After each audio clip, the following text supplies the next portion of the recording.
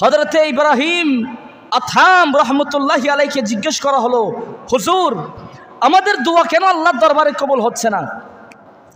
হযরতে ইব্রাহিম আতহাম রহমতুল্লাহি আলাইহি বললেন যে আমাদের দোয়া কেন আল্লাহর দরবারে কবুল হচ্ছে না জানো?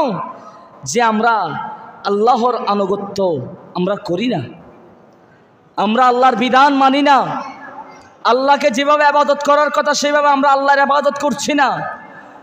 তারপর বললেন আমরা রাসূলের অনুকরণ করি না। আতিউল্লাহ ওয়া আতিউর রাসূল, কুল ইন কুনতুম তুহিব্বুনাল্লাহ ফাত্তাবিউনি ইউহিব্বুকুমুল্লাহ।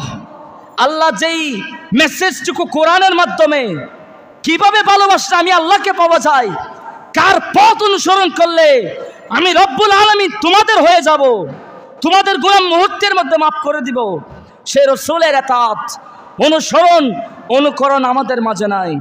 তারপর বললেন ইব্রাহিম আতহাম বললেন আমাদের দোয়া কেন আল্লাহর দরবারে কবুল হচ্ছে না জানো?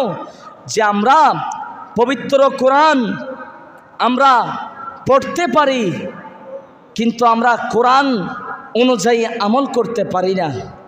হযরত ইব্রাহিম আতহাম আরও বললেন আমরা জাহান্নামের কি শাস্তি সেটা জানি কিন্তু জাহান্নামকে আমরা ভয় করি না।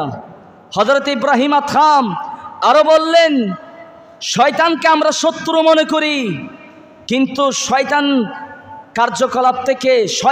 কার্যকলাপ থেকে আমরা দূরে থাকতে পারি না। আমরা জানি মৃত্যু আমাদের নিশ্চিত, কুল্লু নাফসিন যায়কাতুল মাউত, মৃত্যু নিশ্চিত জানার পরেও মৃত্যুর ভয় আমাদের অন্তরের মধ্যে নাই।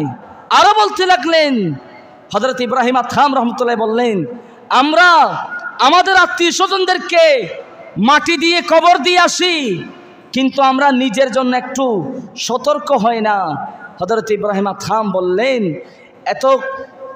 এত কিছু অপরাধ করার পরেও কিভাবে আমাদের দোয়া আল্লাহর দরবারে কবুল হবে?